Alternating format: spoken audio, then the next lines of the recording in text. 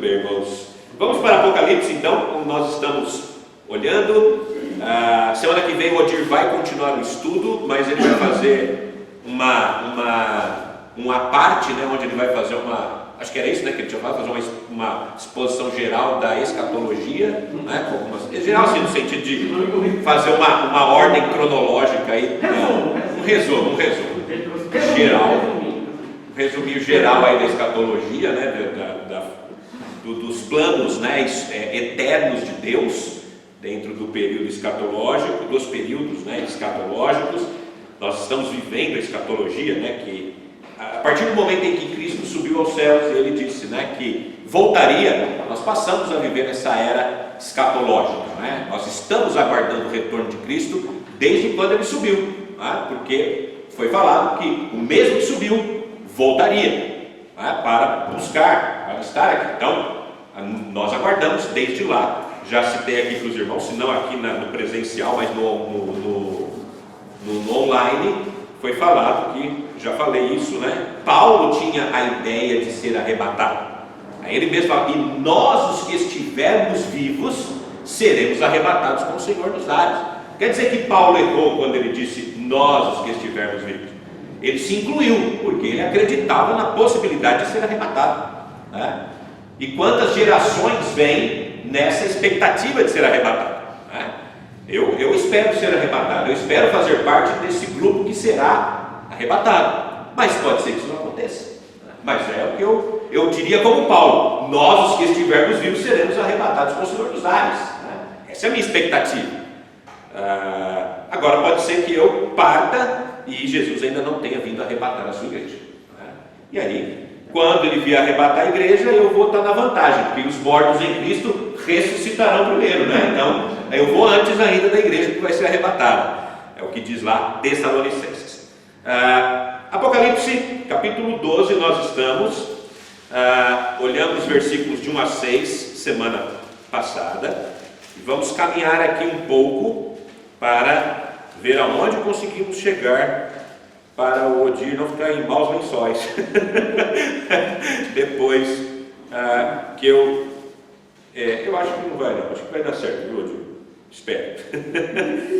Nós olhamos do 1 ao 6 a semana passada. Vamos ler todo o capítulo 12, tá? Para a gente contextualizar. Viu-se grande sinal no céu, uma mulher vestida de sol, com a lua debaixo dos pés e uma coroa de 12 estrelas na cabeça. A mulher estava grávida e gritava com dores de parto, sofrendo tormentos para dar à luz. Versículos 1 e 2 nós falamos e identificamos a mulher como a nação de Israel. Viu-se também outro sinal no céu, eis um dragão grande, vermelho, com 7 cabeças e 10 chifres, e nas cabeças 7 diademas.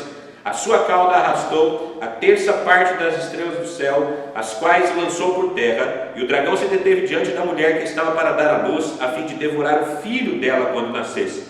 O texto mesmo, na sequência, a gente vai ler, o dragão é identificado como Satanás.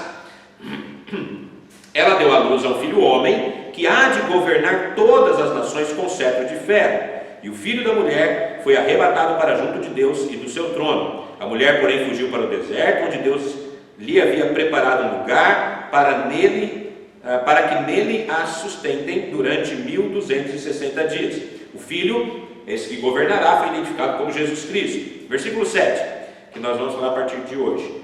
Então estourou guerra no céu. Miguel e seus anjos lutaram contra o dragão. Também o dragão e os seus anjos lutaram, mas não conseguiram ser vitoriosos, e não havia mais lugar para eles no céu. E foi expulso o grande dragão, a antiga serpente, que se chama Diabo e Satanás, o sedutor de todo o mundo. Ele foi atirado para a terra, e com ele os seus anjos. Então ouvi uma forte voz do céu proclamando: agora veio a salvação, o poder, o reino do nosso Deus e a autoridade do seu Cristo, pois foi expulso o acusador de nossos irmãos, o mesmo que os acusa de dia e de noite diante do nosso Deus. Eles o venceram por causa do sangue do Cordeiro e por causa da palavra do testemunho que deram, e mesmo diante da morte não amaram a própria vida. Por isso, alegrem-se os céus e vocês que neles habitam. Ai da terra e do mar, pois o diabo desceu até vocês cheio de fúria, sabendo que pouco tempo lhe resta. Quando o dragão viu que tinha sido atirado para a terra, perseguiu a mulher que tinha dado à luz ao filho homem. Mas foram dadas à mulher 2 asas de grande águia, para que voasse para o deserto, para o lugar aí onde é sustentada durante um tempo, tempos e metade de um tempo, fora do alcance da serpente. Então a serpente lançou da boca água como um rio atrás da mulher, a fim de fazer com que ela fosse arrastada pelas águas. A terra, porém, socorreu a mulher, abriu a sua boca, engoliu o rio que o dragão tinha lançado de sua boca. O dragão ficou irado com a mulher e foi travar guerra com o restante da descendência dela, ou seja, os que guardam os mandamentos de Deus e têm o testemunho de Jesus. E o dragão se pôs em pé sobre a areia do mar. Vamos orar? Pai querido, nós te agradecemos pela leitura da tua palavra e agora pedimos que o Senhor, por meio do seu Espírito, nos conduza no entendimento deste texto que acabamos de ler. Nos ajude a compreender e também a praticar aquilo que é importante para as nossas vidas e para a glória do Senhor e para o teu reino. Nós te louvamos agradecidos por meio de Jesus Cristo, nosso Senhor e Salvador. Amém. Amém. Nós estamos então falando agora sobre essa guerra que vai estourar nos céus, e é interessante que C.S. Lewis escreveu um livro que é um clássico chamado, traduzido para o português como Cartas do Inferno, onde neste livro C.S. Lewis ele escreve ele faz uma ideia de como se Satanás estivesse escrevendo cartas para alguns dos seus demônios, dos seus anjos, né, para o que eles devem fazer. Uma das cartas que me chama muita atenção, não é a que está aqui, mas ele fala, que eu acho bem interessante, ele fala de como falar com os crentes, né? Ele fala assim, olha, já que não tem como mudar mesmo, eles já são salvos, eles vão para o céu de qualquer jeito, então vamos torná-los frios, vamos torná-los pessoas frias, indiferentes, né? E aí ele escreve como tornar os crentes indiferentes. Então é uma imaginação do C.S. Lewis, naturalmente, de Satanás lá no seu escritório, escrevendo cartas para os seus demônios de como ele fazer isso. E nessa aqui que eu quero citar, C.S. Lewis escreveu o seguinte: há 2 erros iguais e opostos em nossa raça caída sobre os demônios. Uma delas é não acreditar em sua existência. A outra é acreditar e sentir um excessivo interesse doentio por eles, né? E Satanás e os seus anjos ficam igualmente satisfeitos por ambos. Os erros trazem prazer, esses 2 erros trazem prazer ao diabo, né? O mesmo, então, ele tem na verdade, isso para ele realmente cria uma confusão, porque nós temos às vezes esses 2 opostos, né? Ou as pessoas se interessam demais, tudo é o diabo, o cara tropeçou, é o diabo, né? Já viu gente assim? É o diabo, né? O cara tropeçou, é o diabo. Ele perdeu o emprego, é o diabo. Ele traiu a esposa, é o diabo, né? E aí é fácil viver assim, né? É espírito não sei do que, é espírito não sei do que, vamos amarrar o espírito não sei da onde, vou prender o espírito não sei da onde, e aí tem essa fissura, esse desejo de sempre pensar que tudo é o diabo. Não estou dizendo que ele não tem seu papel. Agora, eu sempre preciso dizer que o diabo não me leva, ele não me faz pecar. Ele só me dá as condições. Ele apresenta para mim, ele fala, está aqui, ó. Foi o que ele fez com Jesus, foi o que ele fez com Adão, né? Com Eva, na verdade. Ele só apresentou, né? Falou, está aí, ó. Eu estou te dando uma opção. E é bom, vai lá e faz. Agora, ele não me leva para fazer.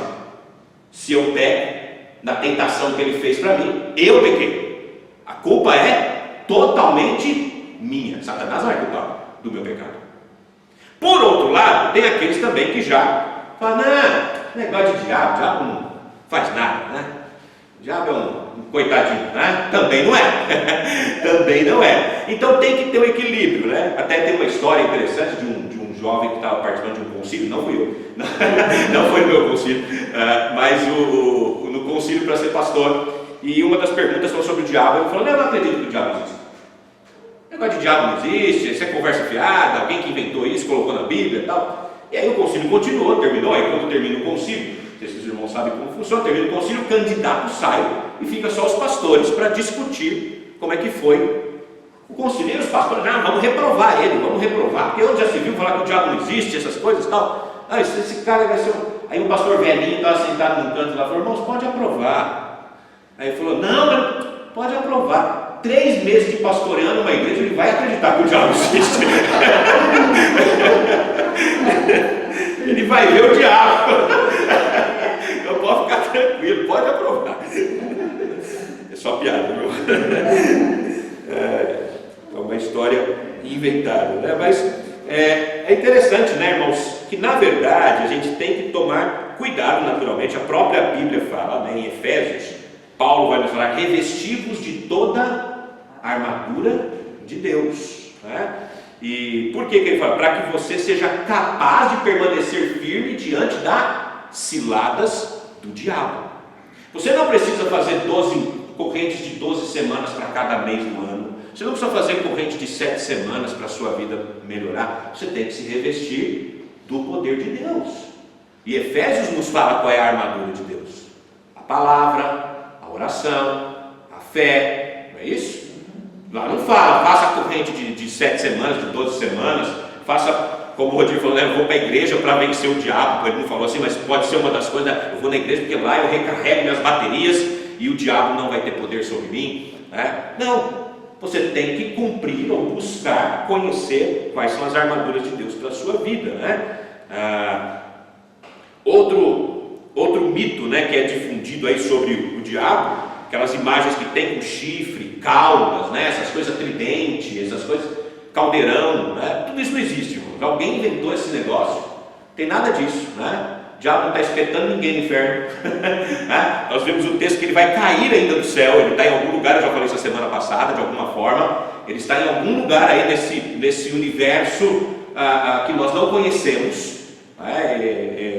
E que às vezes é difícil da gente compreender totalmente isso, mas ele está em algum lugar, tanto que se você ler a tentação, quando Jó vai ser tentado, quando Jó vai ser, não sei se é tentado a palavra certa, quando ele vai ser, acho que não é tentado, provado, né? Quando Jó vai ser provado, você pode ver que é um encontro de Deus com Satanás, e aquele encontro acontece na região celestial, né? Uma outra história é quando, isso aqui não está nos bolsos, irmãos, eu tenho que tentar puxar na minha mente os nomes, e aí eu falho com o nome, né? Estava falando com o Adailton, que eu tenho dificuldade de gravar nome. Aí você fala: mas você gravou Adailton? Gravei, porque lá em Pirapozinho eu tinha um membro lá da igreja que chamava Adailson, né? Então ficou fácil de eu gravar Adailton, né? O Adailson já estava bem gravado, mas eu demorei para gravar o Adailson.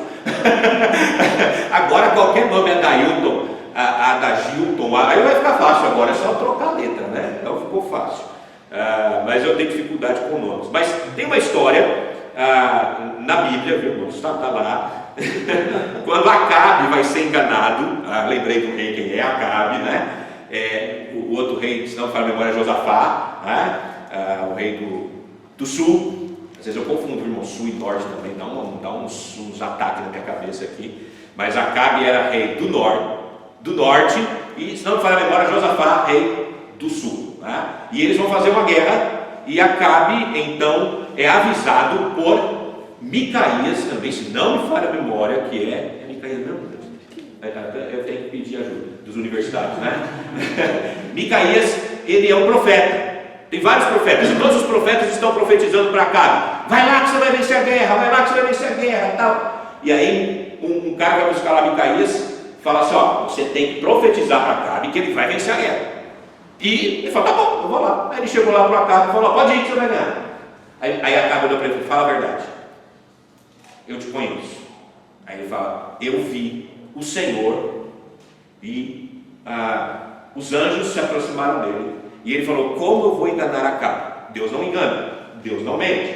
Aí um espírito enganador da parte de Deus fala: eu vou lá, eu vou colocar mentira na boca dos profetas. E aí, um espírito enganador da parte de Deus. Não quer dizer que ele está com Deus, quer dizer que ele foi criado por Deus. Satanás também foi criado por Deus. Satanás também é um instrumento de Deus muitas vezes. como foi com Jó. E aqui também, aí ele vai, esse espírito enganador se encontra lá numa reunião de anjos com Deus. E ele vem e engana Acabe, né? Aí Acabe espertão fala assim: eu vou para a guerra, mas eu não vou como rei, eu vou no meio dos soldados. Pôs a armadura e foi no meio dos soldados. E Josafá foi sentado como rei. Aí ele falou: se alguém matar, vai matar Josafá, não vai ser eu, né? E aí diz o texto bíblico que uma flecha foi atirada a esmo, voou e encravou-se num pequeno espaço que tinha na armadura de Acabe. Encravou nele, e Acabe continuou lutando até todo o seu sangue se esvair, e Acabe morreu naquela batalha. Mas é interessante só para a gente notar que existe aí um lugar, um espaço onde há esse encontro, né? Agora, a realidade é que Satanás não está no inferno, ele nunca foi lá, ele ainda vai ser condenado ao lago de fogo, depois da rebelião no final do milênio. E aí, quando entrar no inferno, já falei semana passada também que Satanás não será o responsável pelo inferno. Ele não é o rei do inferno, né? Ele não vai governar no inferno. Na verdade, ele vai ser o que vai sofrer a pior punição no inferno. O mais punido no inferno será o próprio Satanás. Então, o inferno não é o reinado de Satanás. Quando eu era criança, eu lembro que eu assisti um filme chamado O Inferno em Chamas. Não sei quem assistiu esse filme, mas o diabo reinava lá, né? Ele ficava sentado lá no meio do fogo, lá, uns caldeirão e tal, uns negócios com a cara. Eu lembro que tinha umas quadradinhas na cara, assim, vermelho, verde, amarelo, assim, mas feio, rapaz. Pensa num bicho feio que era o diabo. E a Bíblia fala que ele é bonito, né? Que ele se disfarça do anjo de luz, né? Mas que coisa estranha. E lá ele dominava, lá, né?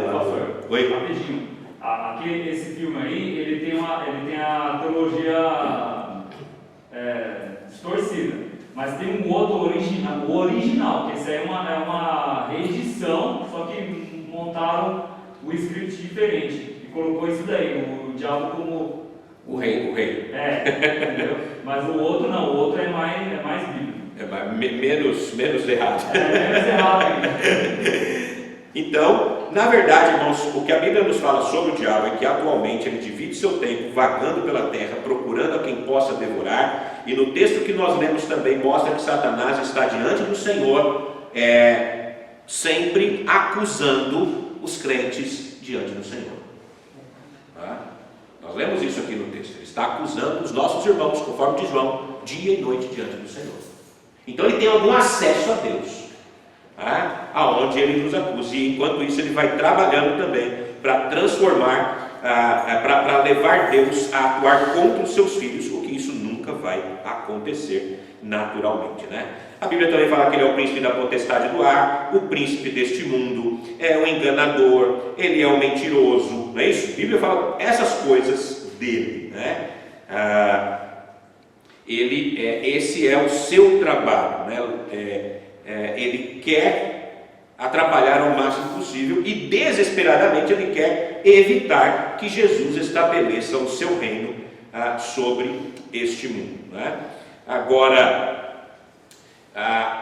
o príncipe deste mundo vai ser expulso, né? E ele vai vir para a terra, como nós lemos. Embora ele já tenha sido derrotado na cruz, a sua sentença ainda não foi totalmente executada. Ele sabe o destino dele, porque as Escrituras mostram, e Satanás conhece as Escrituras, mas ele batalha dia e noite, incansavelmente, mesmo com essa luta perdida contra Deus, ele ainda quer batalhar, e ele vai batalhar o máximo que ele puder, ele vai continuar isso, até quando realmente ele não tiver mais como vencer mesmo. E ele não tem como, mas no sentido de, quando ele tiver esperança para isso, ele ainda vai tentar. Os versículos de 7 a 12, primeiro vai mostrar que descrevem a guerra no céu, que pode ser dividida em 3 ações, né? A batalha, a vitória e a celebração. Versículo 7 e 8 diz: então estourou guerra no céu, Miguel e os seus anjos lutaram contra o dragão, também o dragão e os seus anjos lutaram, mas não conseguiram sair vitoriosos e não havia mais lugar para eles nos céus. Houve uma guerra, e na verdade essa guerra existe desde a queda, digamos assim, de Satanás, né, do poderio que ele tinha diante de Deus, algo assim. E ele de certa forma tem acesso ao céu e acesso à terra. Ele é o príncipe deste mundo, como eu já citei, ele é o príncipe do poder do ar. As suas hostes demoníacas são forças espirituais da iniquidade nas regiões celestiais. E Satanás, então, junto com os seus anjos, estão ativos, né, em oposição contra os santos de Deus e contra os anjos também. Esse é o trabalho dele. No Antigo Testamento, os demônios procuram dificultar o ministério dos santos anjos de Israel, como já citamos semana passada em Daniel, quando vem a resposta da oração, por exemplo.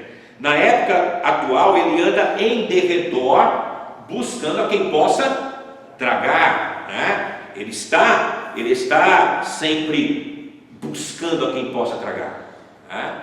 Não pensa você que Satanás está alheio à sua vida. Ele está de olho, ele está rugindo. E eu não sei se você já viu, não é o leão que pega, né? Normalmente quem pega é a leoa. O que o leão faz? Ele assusta.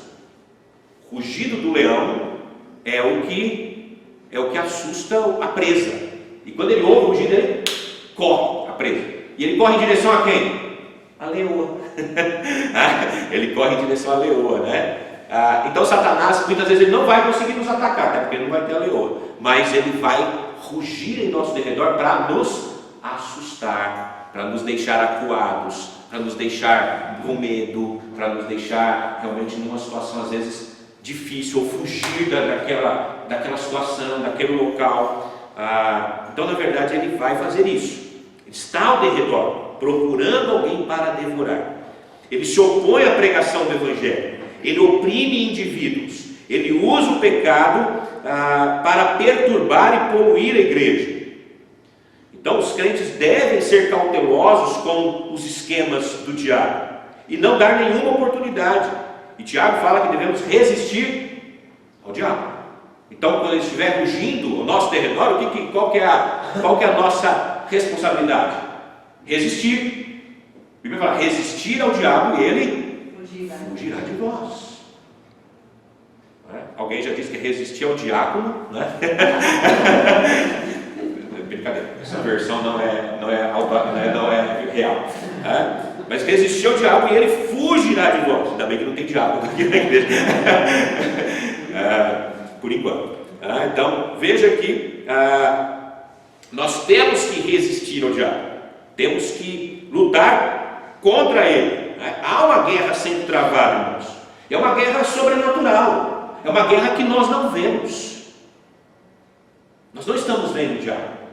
Nós não sabemos onde ele está. Naturalmente ele não é onipresente, então ele não pode estar em todos os lugares. Mas ele tem os seus colaboradores, né, que vão estar nos cercando, olhando, tentando atrapalhar, né? Então nós temos que estar naturalmente. Agora, se a gente está preparado, a gente vai vencer, né? Nós vamos vencer, porque estamos prontos para vencer. Se a gente está com o escudo, né, com a espada do Espírito, né, se a gente está com toda aquela armadura, já pode vir do jeito que ele quiser, nós vamos estar prontos para a vitória. Mas a gente tem que lembrar que a gente tem um advogado junto ao Pai. Tem um advogado junto ao Pai, verdade, né? Bem lembrado, né? Ao mesmo tempo que temos um acusador, temos um advogado, já lembrou logo a parte boa, né? Mas quem faz a sustentação é o Marcos. Mas veja, tem um advogado, o melhor advogado que tem está lá, né? Graças a Deus, né? Está lá nos defendendo também sempre das acusações, né? Mas veja que é interessante essa questão de nós estarmos realmente prontos, porque o diabo está travando guerra contra a gente. Ele não deixa de travar uma batalha contra os crentes. Ele quer atrapalhar a igreja do Senhor. É o trabalho dele. Ele só está fazendo o trabalho dele. Ele quer nos atrapalhar. E ele vai trabalhar incansavelmente para isso. Incansavelmente. Então nós temos que estar sempre prontos, né? A chave, né, para a gente interpretar aqui essa batalha, que será travada ainda de maneira mais forte, é realmente entender lá o que diz Tessalonicenses, quando fala do arrebatamento da igreja, né? Paulo fala: porque o mesmo Senhor descerá do céu com alarido e com voz de arcanjo, e ressoar a trombeta de Deus, e os mortos em Cristo ressuscitarão primeiro. Depois nós, os que ficarmos vivos, seremos arrebatados juntamente com eles entre as nuvens para o encontro com o Senhor nos ares, e assim estaremos para sempre com o Senhor. Porque é nesse momento, possivelmente, que quando a igreja for arrebatada, é que Satanás então virá para a terra, para o período da grande tribulação. Então, Miguel, que é digamos assim, o protetor, que é usado para isso, ele quem vai estar nessa batalha inicialmente, que está sendo travada nos céus contra Satanás, contra o dragão e os seus anjos, e então, quando essa guerra chegar ao fim e Satanás for derrotado lá nos céus, então ele vai ser lançado definitivamente para a terra. Ele não vai mais poder voltar para o céu, e ele vai atingir a humanidade nesse período de tribulação, e nesse período então haverá, nesse tempo, o arrebatamento da igreja praticamente simultaneamente, E diz o texto que, versículo 9, vai dizer o seguinte: e foi expulso o grande dragão, a antiga serpente, que se chama Diabo e Satanás, o sedutor de todo mundo, e foi atirado para a terra, e com ele os seus anjos. Ou seja, aqui nós falamos da vitória que será contra Satanás, o dragão, chamado de grande por causa do seu formidável poder de infligir danos e desastres sobre a terra, já foi descrito como tendo 7 cabeças, 7 coroas e 10 chifres. São descrições da imagem do governante do mundo, Ele vai governar o mundo durante esse período de 7 anos, especificamente. E a descrição, do dragão aparecendo várias vezes e repetidamente, e também chamado de antiga serpente, identificando com a imagem lá do Jardim do Éden. O dragão também é chamado de diabo ou diabolos, que significa caluniador, difamador, falso acusador. E aqui, irmãos, aproveitar e fazer um parêntese. Quando a Bíblia também chama os crentes, em alguns momentos fala assim, quem faz acusação contra o irmão, a palavra lá é diabolos no grego. Então, quando ele cita de quem acusa falsamente, de quem julga falsamente, a palavra grega é a mesma, diabolos.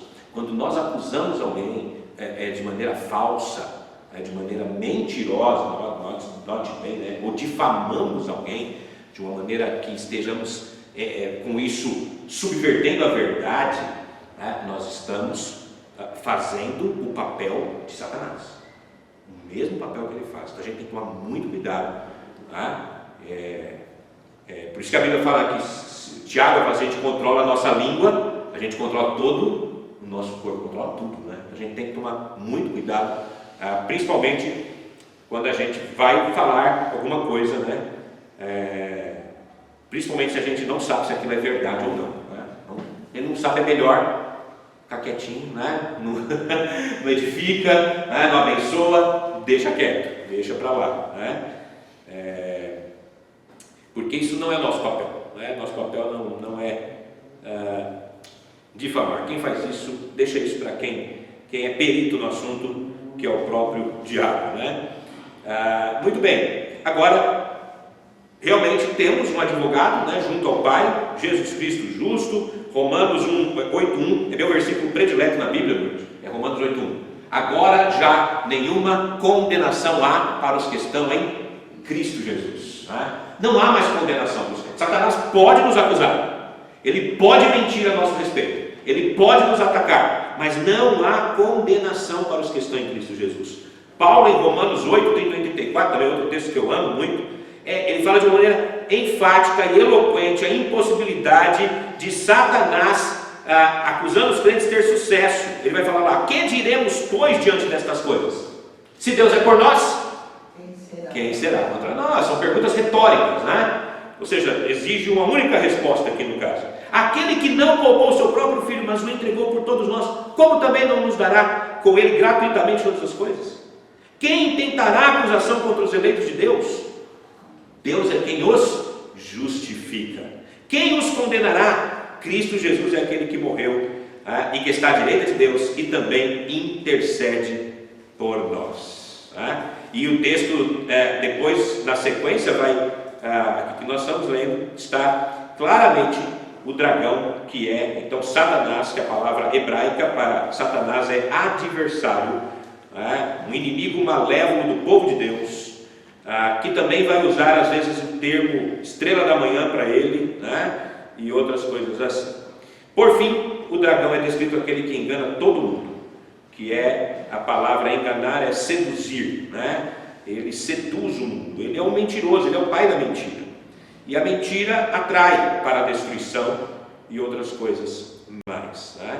E ele vai tentar, como eu tenho dito aqui, dominar, mas ele vai perder a batalha e vai ser jogado para a terra, como diz aqui, nós lemos no versículo 9. Ele foi atirado à terra, junto com ele os seus anjos. E aí a parte final desse trecho vai mostrar o que? A celebração, versículos 10 a 12. Então ouvi uma forte voz no céu proclamando: agora veio a salvação, o poder, o reino do nosso Deus e a autoridade do seu Cristo, pois foi expulso o acusador de nossos irmãos, o mesmo que os acusa de dia e de noite diante do nosso Deus. Eles o venceram por causa do sangue do Cordeiro e por causa da palavra do testemunho que deram, e mesmo diante da morte não amaram a própria vida. Por isso alegrem-se os céus e vocês que neles habitam, aí da terra e do mar, pois o diabo desceu até vocês cheio de fúria, sabendo que pouco tempo lhe resta. E eu quase passei o dedo aqui na Bíblia também, eu estou passando aqui no celular, eu esqueci o tablet, eu quase que eu fui fazer assim com a Bíblia para continuar a leitura do texto aqui. Acontece. Bom, a celebração, então a derrota de Satanás e seus exércitos de demônio, a limpeza da sua presença ali no céu, irá desencadear uma explosão de louvor. Essas explosões súbitas frequentemente pontuam a narrativa profética do Apocalipse. Capítulo 4, de 8 a 11 mostra isso, capítulo 5, 9 a 10, capítulo 5, 11 a 14, capítulo 7, 9 a 12, capítulo 11, 15 a 18, capítulo 15, 3 e 4, capítulo 19, 1 a 8. A identidade daqueles que João ouviu gritando com uma voz do céu não é declarada. Essa voz coletiva, porque é o plural, nosso, não podem ser anjos, uma vez que os anjos não poderiam se referir a seres humanos como seus irmãos. O texto mostra isso. Então, foi expulso o acusador de nossos irmãos.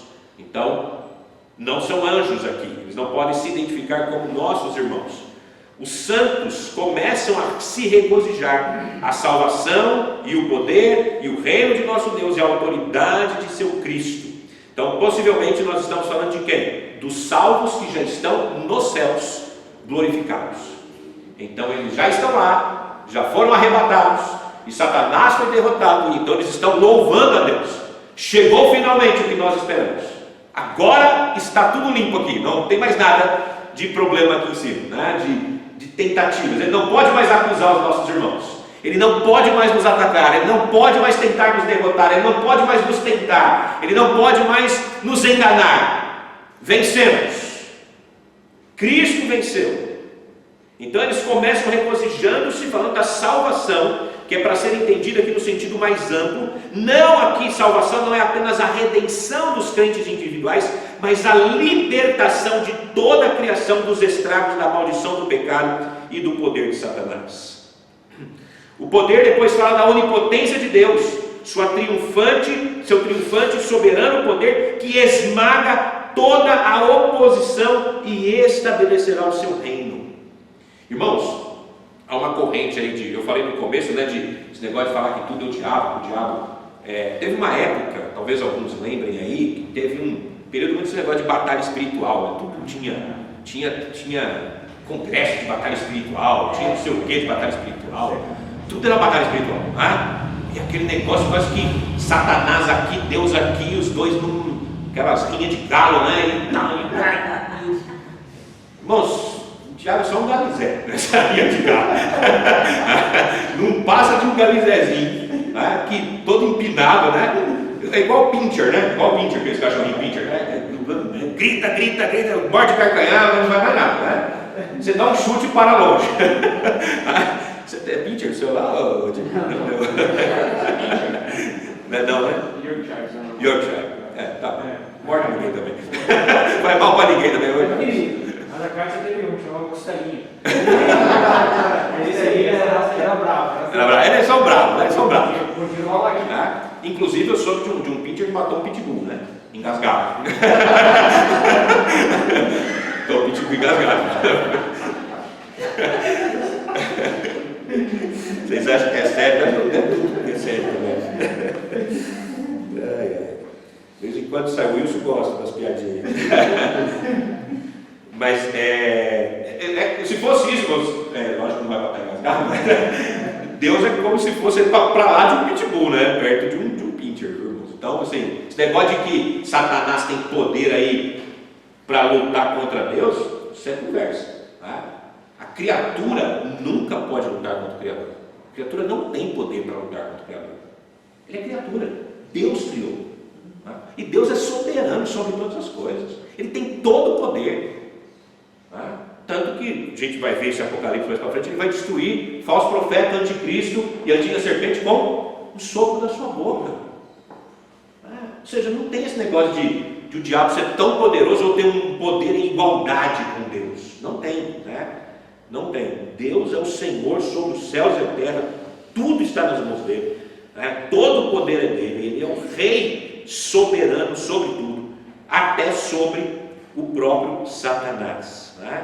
Mas aqui o que importa é que nesse momento o estabelecimento do reino de Cristo está definido, né? Ainda vai passar alguns anos para ele vir à terra e realmente estabelecer, porque o texto diz que Satanás sabe que pouco tempo lhe resta, e ele vai então nesse momento descer com muita fúria para enganar o que ele puder, para destruir o que ele puder, para impedir o que ele puder, porque ele sabe que o seu tempo está acabado.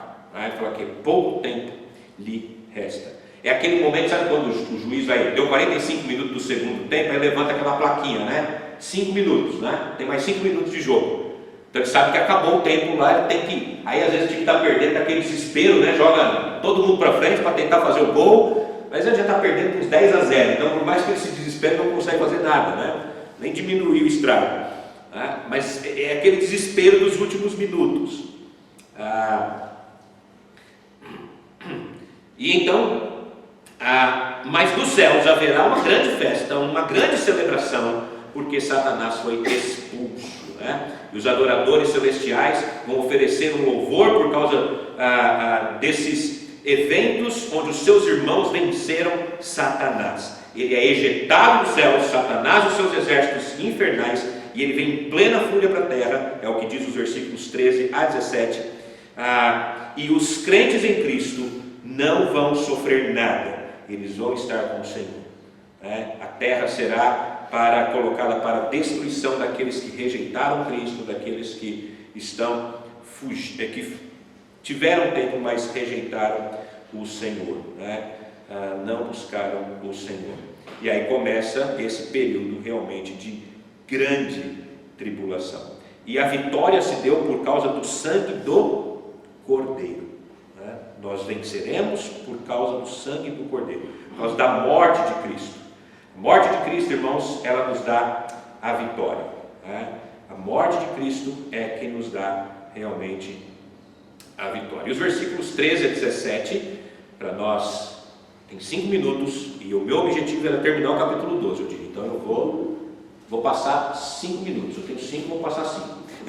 O motivo foi para acabar às 11, deu a ordem, mas eu vou desobedecer a ordem dele, eu vou parar às 11 e 5. Eu sou desobediente.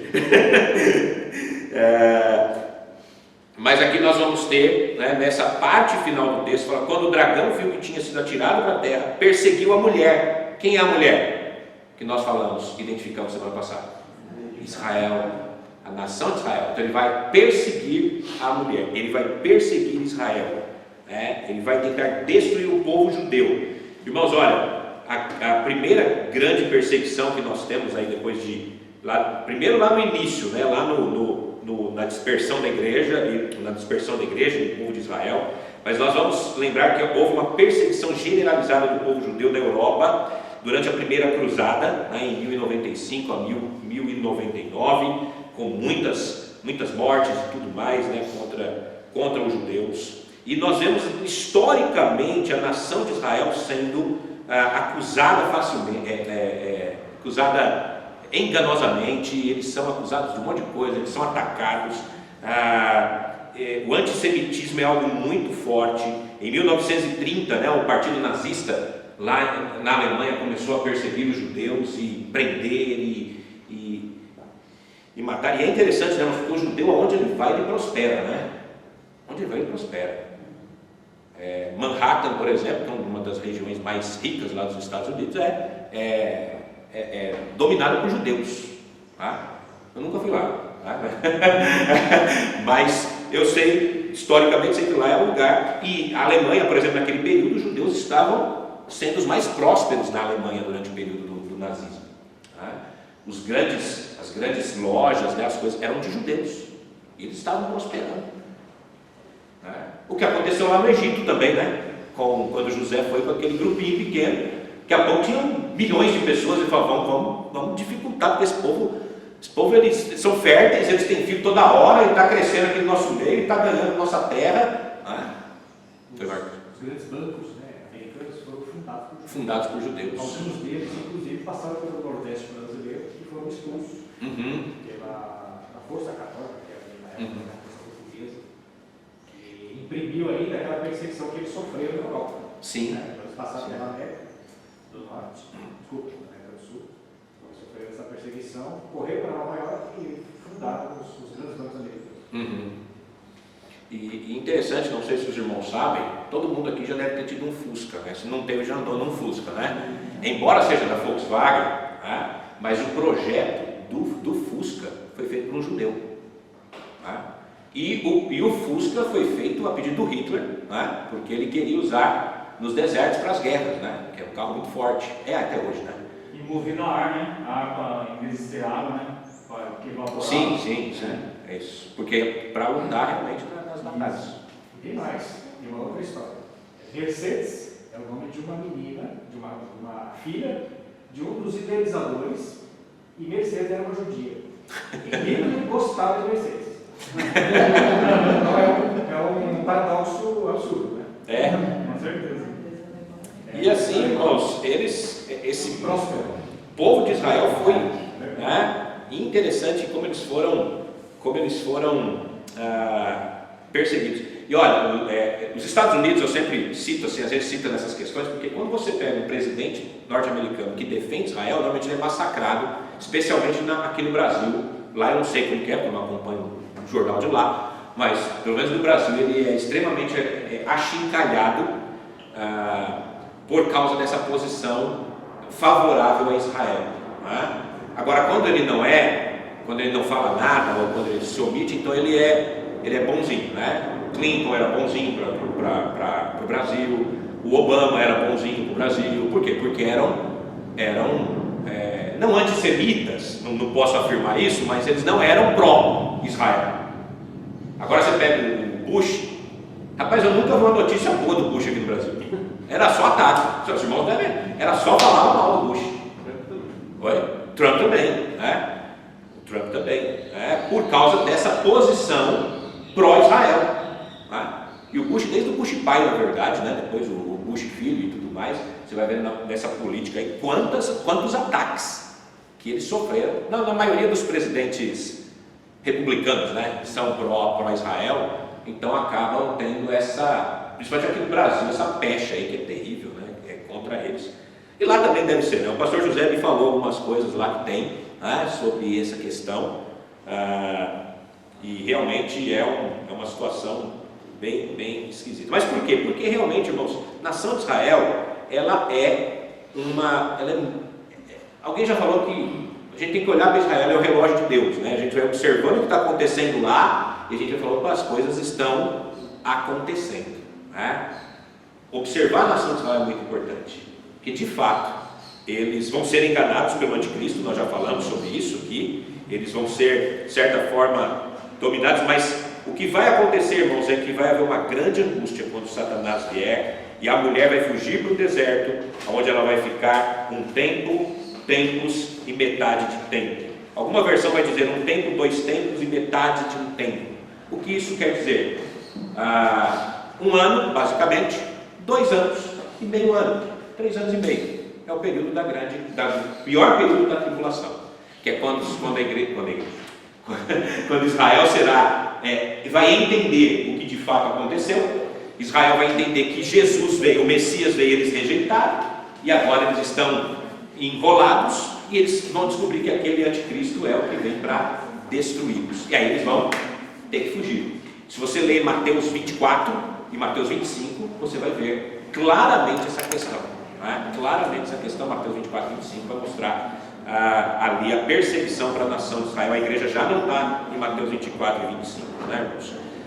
Então, em 3 anos e meio de grande tribulação, de grande perseguição, o anticristo, o falso profeta, eles vão realmente atacar a nação de Israel. Agora, o que nós temos aqui também, claramente, é que Deus protegerá a nação de Israel durante esse período.